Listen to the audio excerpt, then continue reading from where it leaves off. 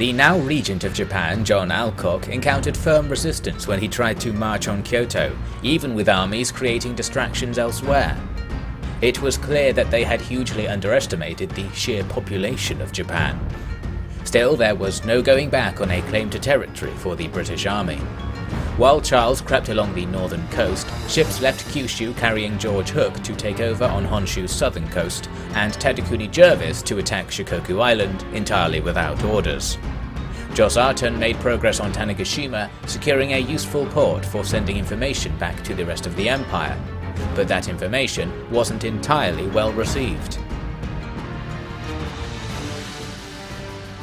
Now, you see, I've read your report, and I wanted to double-check that there hasn't been some mistake here. Understood, Prime Minister. It says here that the number of pitched battles involving numbers of greater than 1,000 troops is 40. 40? Is that naught on the end an error? I don't believe so, sir. If we compare it to the requests for men and materiel, it seems that he has organized a half-dozen brigades. His reports on enemy numbers put them at 10 times that strength as a conservative minimum. Yes, well, I was actually going to ask you about something like that, Field Marshal. I reviewed your notes on the Japanese islands and compared them to the report from the expedition. It occurs to me that what is actually happening here is that we are invading not some primitive island, but a nation equal in population to our own and twice the size. That is correct, Prime Minister. Are you not taken aback by this? This is like conquering all of France, but it's on the other side of the world. What possible profit can justify this gargantuan operation? I must admit we presumed the operation would be a far smaller affair. That is why Alcock was sent. He was a bit of a liability in Hong Kong. He's a fighter, not a governor, you see. So we gave him a fight, but Japan is no China, surprisingly. No, apparently not. You still haven't told me how we justify the expense, though. Simple, Prime Minister. The French and the Americans want those islands.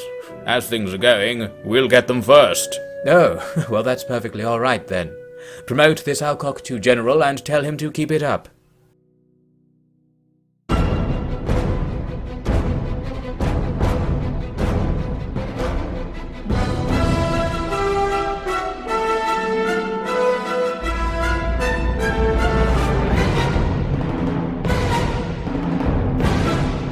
Hello there, welcome back to Honourable Gentlemen. Right now we're trying to think about how to get John Alcock into Kyoto. You can see there are quite a lot of enemies hanging around in the general area. So for this turn I'm just going to hide in this forest here, since that might cause them to walk away or even walk towards me and fall into an ambush.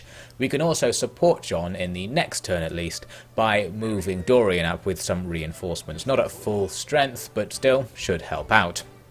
We've also got George Hook now coming to land near Kobe, where he can link up with all of the armies that are hanging around here, secure up our defences, and then potentially just go on the offensive here. Since we have so much stuff available, we should be able to push all the way up to support John. We also get a nice deal with the Owaji.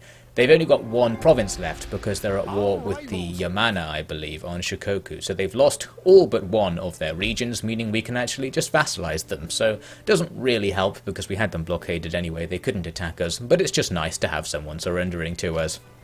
Now Charles, as you may remember, was trying to find a nice interesting field battle over here, but he's been completely surrounded by enemy armies, so now we need to go on the offensive and start bringing them down. Here's the first one. It was supported by a hidden army and the balance bar's in the enemy's favour, but that's not going to be a huge problem. Thought we'd just go in anyway and see what we can do. We do have naval support fire, so as the battle begins I'll be raining shells, especially on their reinforcements because they were all blobbed together. They did an okay job of dodging some of the attacks, and they're not that powerful, but still, it does a little bit of damage, and we might as well just keep firing because the enemy were trying to form up to defend themselves on some mountainous terrain, a pretty good position, but we can fire onto the other side of the mountain and just disrupt this formation very heavily, and soon enough it caused the enemy to just charge us. They got bored of trying to set up, they're going to attack us now, but their formation's completely messed up as a result of the rough terrain and the naval attacks. You can see on the mini-map their army doesn't really have a coherent line. That means when it comes to attackers, we'll be focus firing down certain units, like this one coming in right at the start, and just causing extreme damage, which will help because our army here is mostly just Japanese conscripts. It's not actually very good. The enemy units are, on this occasion, better than ours. We're just going to have the advantage of a better formation.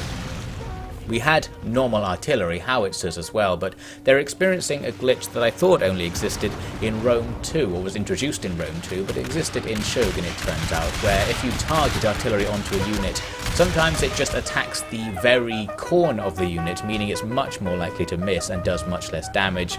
But still, even with that artillery not really helping, our infantry are able to take down the enemy just by getting local numerical superiority when they come to attack in small groups.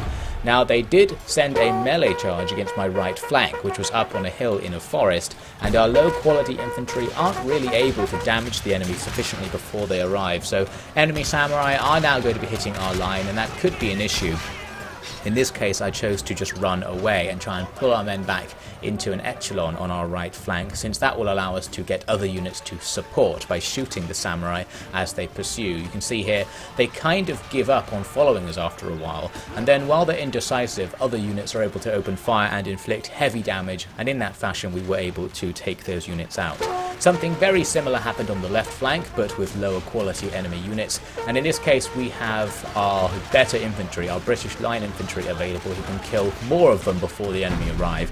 Plus the enemy have lost so much just fighting our centre in dribs and drabs that their army morale is low, so once the fight starts, the enemy give up and start running away. Or their samurai do, I should say. Their levies for some reason fight on for longer. There we go, we've got them now. That leads to the chain rout of the last few units that were still fighting us, and the end of the battle. A decisive victory. We've perhaps now cleared out half of the enemies around Charles. We certainly did take some damage, but nothing substantial given the advantage the enemy supposedly had. Dearest father, we have now passed north of Lake Biwa, soon to cut the coastal road to the north and establish a forward base for our operations. There have been no signs of foul play from those Americans, as you worried. I did have this horrible dream about them, but that's the worst of it. The Nagoya family send their kindest regards, and I suggest you reply to them sooner rather than later, for my spies have seen the retribution force being amassed by their neighbours. I will march to help if you wish, but it will be hard to return given the many routes through Mino and Owari provinces by which we can be outflanked. Now I must cut things short, for my horse is ill and grows irritable if I stay inside for too long. I hope to ride it to Kyoto along the forest trails as soon as the snows have melted. I know you will be waiting for me there. Now we'll check in with Joss very briefly. I haven't been doing too much on the island, taking things very slow, but finally I'm going for their last settlement. In this case, I'm just going to put them under siege and see if they react. Going to give them a chance to try and stop me here. So I've got this castle somewhat garrisoned, and Joss's army, which is a bit weaker than usual, and we'll see if the Tanegashima can use what they have there to do anything against me. Not so far away, on a much bigger island, we've got Tadakuni Jervis, and he needs to begin his attack against the Yamanouchi.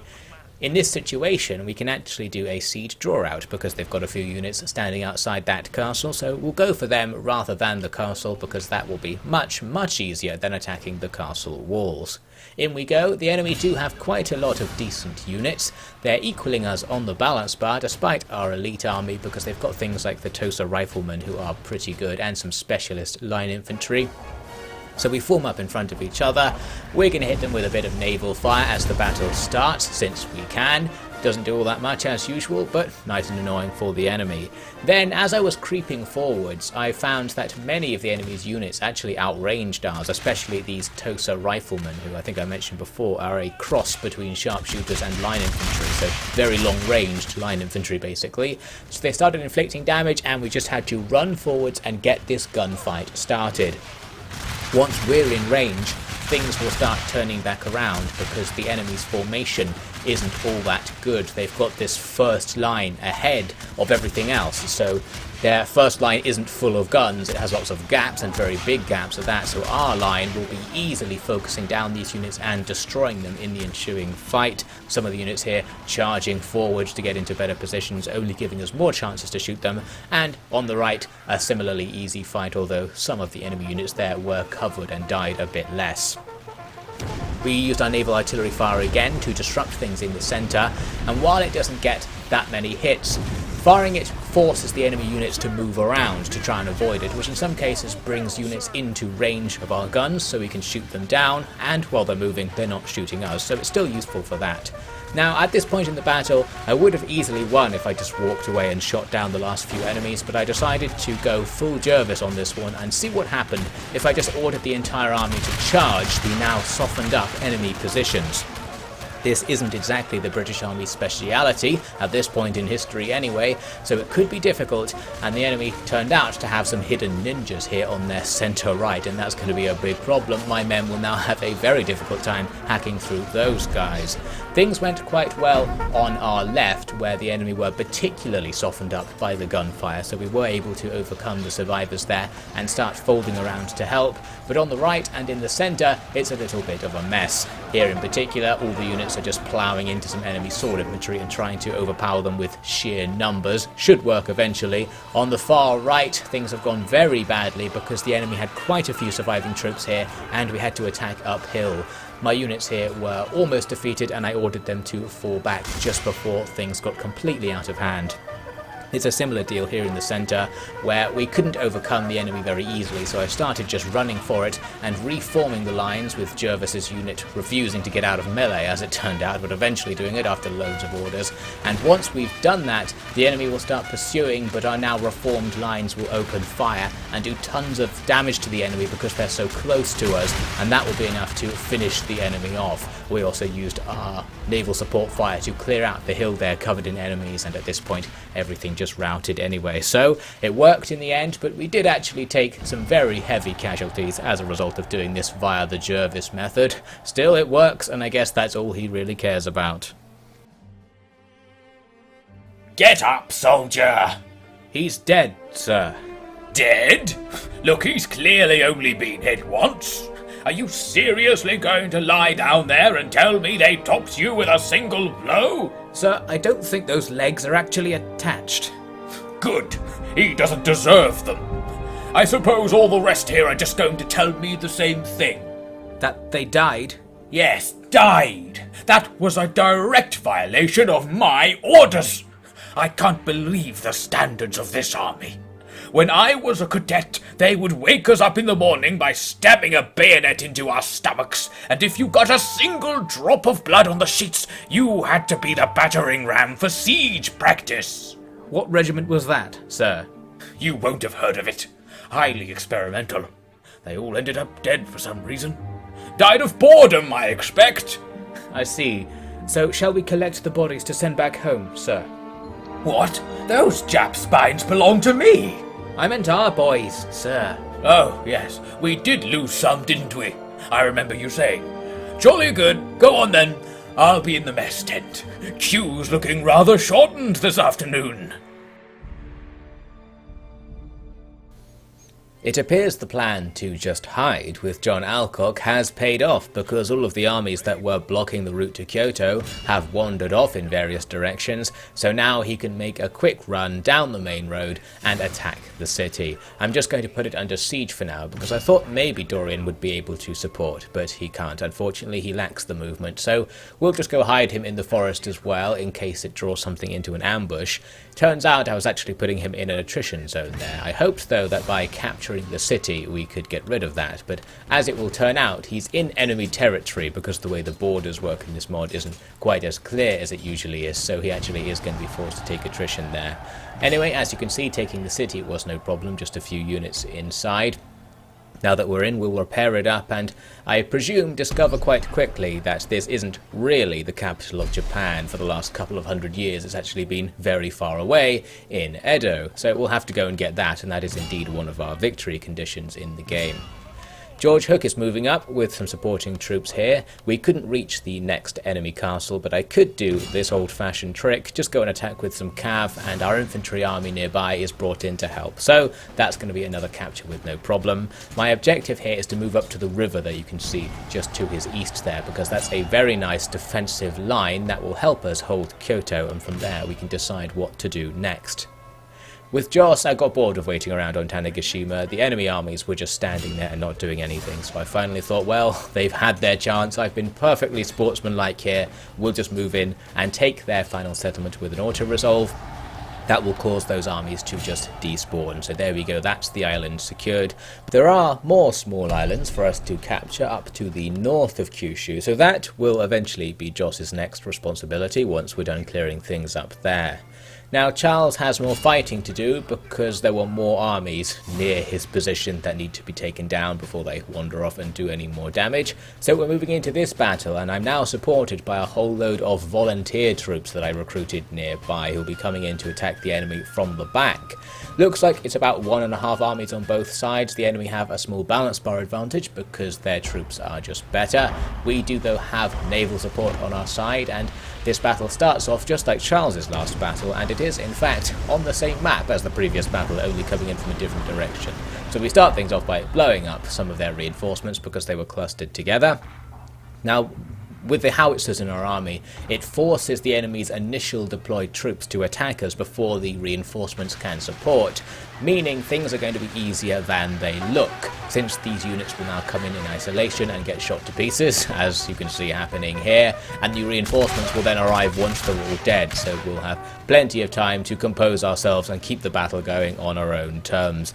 As those reinforcements got closer, we had another volley of naval support fire to hit them with, and that's only going to increase the extent to which their units are not coming in an orderly fashion and getting isolated and focused down by our line. There's also the fact that our volunteer army is slowly approaching from behind the enemy. That might be messing their formations up further, because the AI does like to keep a couple of units back to protect against flanking attacks.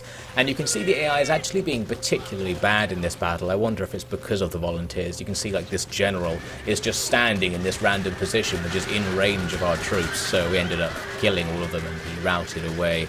Overall, even easier than expected, and the volunteers aren't even going to make it into this fight because the enemy eventually just charged our front line. They did have some quality melee units like these ninjas, and our conscripts can't shoot quickly or accurately enough to take them down with a straight charge, so they can just make it to the line. In this case, only a couple of them were still alive and they routed, so that was okay. Over here on our right, the enemy will have more luck because they've concentrated their melee units a bit more, and after cutting down the first couple of lines of enemy troops, the second set's going to be able to get in with only about half of their men dying. We did manage to shoot them at the last second in this case, which does maximum damage, and you could argue that it's worth microing to keep your men off fire at will until enemy melee troops are right in front of you, so you can then get deadly volleys at point blank range, if you can really be bothered. In this case, all but one of the enemy units routed in the melee, but the one that didn't was causing chaos. As we've seen before, once there's like 3 or 4 enemy troops among your line, they will just slowly cut through entire units, so we lost half a company of sepoys, but then by folding the line around and doing some very surgical shooting there, we managed to kill them all without completely obliterating our own line, which was quite surprising actually, and that's going to bring the battle to a close. Their remaining line infantry was out here just getting shot by the rest of our army. That was no problem at all. So now we have secured this area. We killed more than 10 times the amount we lost, and we didn't even deploy quite a lot of our units because the volunteers never did anything in the fight, so overall pretty easy. I thought you might come and introduce yourself. The tea will be ready. Wait, you're Japanese? That is right, my lord. What uniform is that? I made it, lord. Is it good to you? It's not the right emblems for our army group, but yes, it's pretty much all there. I was told the volunteer force was led by an Englishman. Well, I have learned English. And cultivated the facial hair as well. You like the English, do you? Yes, very much. Britannia rules the waves. We are all happy to fight for you and make you proud, my lord. Oh, good, good. It's sir, by the way, not my lord. I am not nobility in my homeland. I am sorry, Sir Charles. You are carrying a very famous sword. To us, that makes you a noble man. This sword? My father sent it just a few days ago. You recognize it? The carving on the grip is enough to say it is the sword of Hideyoshi Hashiba, the man who unified Japan. You know Hideyoshi Hashiba? Yes, I know him. This sword has unspeakable value. Father still doesn't have a clue. You must inspect the other items I have collected. I ended up getting the ambush I randomly went looking for with Dorian, but once it was here I didn't want it. As you can see, the enemy army is pretty decent. They've got loads of Kyoto police, which are a good melee unit, and they're high level, and tons of those lancers who've given us trouble in the past. The bounce bar doesn't look good, and with an ambush where we deploy close to the enemy, I don't really fancy our chances in what will probably be a melee-based fight. So I just didn't ambush them, and they just stood there, and nothing happened in the end, so that was alright. A mysterious, fecund woman named Cow Westerman seems to want to marry Charles, or someone wants her to marry Charles. So I thought, well, let's just go ahead and give our blessing to that union, so now he'll be receiving a wife at some point in the post. Hopefully he'll be delighted with that. Now, Dorian moves back towards Kyoto to push away that enemy army that had gone to stand near it, but that's about all we can do for this turn, so now we'll just sit around on the defensive. Looks like those two armies probably are coming towards us, so a fight is imminent there. Now, a couple of interesting moments from a naval battle that I set up here. Sent a couple of our frigates to go and blow up a whole load of enemy gunboats and a corvette, but because there were so many of them, we didn't have a good balance bar, so I had to actually fight it. And for some reason, when I gave my frigates an order to attack the corvette, they decided to go real hardcore on this and sail right up in front of it before they started firing. Normally, when you just give an attack order, they'll fire at their maximum range, but these guys want to do things old school. We're going to blast them at point blank range. Realised I wasn't even using explosive shot there. Probably would have been over by now if I had been. Anyway, finally, a couple of explosive shots set the enemy ship on fire and the crew abandoned it after my ships get stuck on the red line of death. After getting them away from that, we need to go and attack those gunboats, and that's the easy part, because the gunboats like to come away from their formation and attack you in small groups as you approach, because they detect that they're outranged, but they don't send the whole fleet, just the ones who are nearest to us. So we blew them up with no trouble, and now on to a battle to close things off. One of those Yodo armies came to attack Dorian, and neither their reinforcements nor ours appear to be in reinforcement range, so we are going to have to fight that army we were trying to avoid just now. We have some pretty good terrain available. We can send our troops up onto this hill and use cliffs to protect our flanks, which will help if we're expecting a melee charge. It's going to funnel it into small zones that will make it easier to deal with. We can also set up some stakes on the hill, since we know the enemy have quite a few cavalrymen. I only set up a few because it actually didn't let me set them up in many places because of all the impassable terrain. It was kind of glitchy. Anyway, the enemy cav approached on the west side of the hill first, and we get some guns to start damaging them. They also came across our own cavalry, who were all hiding out in these little forests here beside the hill, so I'm going to charge out and take this fight. Our cav are a bit worse than theirs, but they're higher level, and we'll have our gunners supporting us for the most part here. That means we should be able to grind out a little victory against those guard cav. The same thing was happening on the other side of the hill, just with fewer enemies. They're going to come right through a hail of gunfire and some of our stakes, taking casualties, but still nowhere near enough to rout the units, so we're going to get charged. Luckily, it's an uphill, very slow charge, so not really going to do anything. I think a full frontal lancer charge would be deadly for our men, but because of the terrain, we're pretty much fine. We'll try and form a square to fend them off, and I can bring my dragoons up to point blank range to then shoot over the top of my men and actually thin those cavalry out quite easily. Again, the same thing happening in the centre. Didn't have so many stakes here, but we've got more gunners available, and I was quicker at forming into squares, so our squares should now hold those cavalry in place, some of them fighting in melee and others being able to shoot really close into the enemy and take them down. A few cavalrymen on the west side decided to charge up and attack my infantry, allowing my cav to easily win their fight, and the infantry should be fine as well. Back on the east side, things are looking good as well. These enemy cav rout, and we're now going to form up to fight the enemy's melee infantry who are just arriving. I would have had more time to shoot at them, but some of my men charged down the hill. I always forget to put troops on guard mode in Shogun 2 because I'm so used to playing the later games where you just can't use guard mode, so that was a case where my men should have been ordered to stay in formation and would have got more shots onto the enemy. In the centre, the melee infantry have arrived as well, and it's just a big brawl. The enemy want to get through our squares, but their formation is holding strong, and the hill probably isn't helping the enemy. I'm meant to be shooting into the enemy's flanks with these spare units, but we're actually taking loads of damage to the couple of line infantry units down here that the enemy did bring. They're shooting up and killing us so quickly that we're constantly rearranging the formation and not really shooting at the enemy.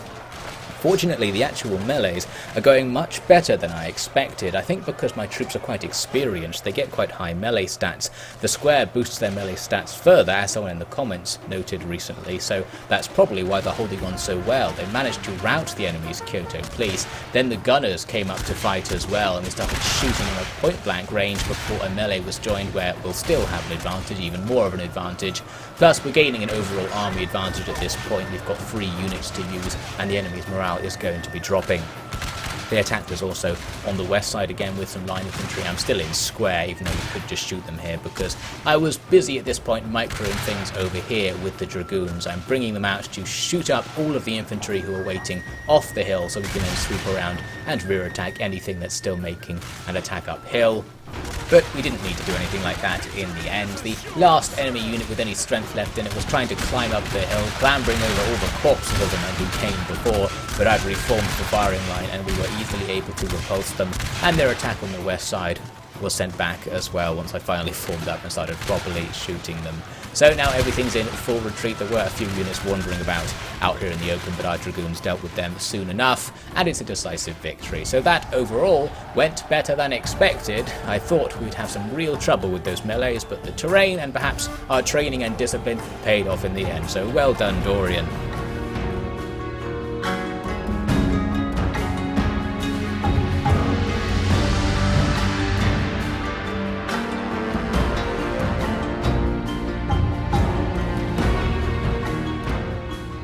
That's the end of this episode. Thank you very much for watching, and a very special thanks to all of the OfficiallyDevin patrons. The Japanese are going to give us quite a hard fight if we want to keep Kyoto, and there's a whiff of betrayal in the air in the next episode of Honourable Gentlemen.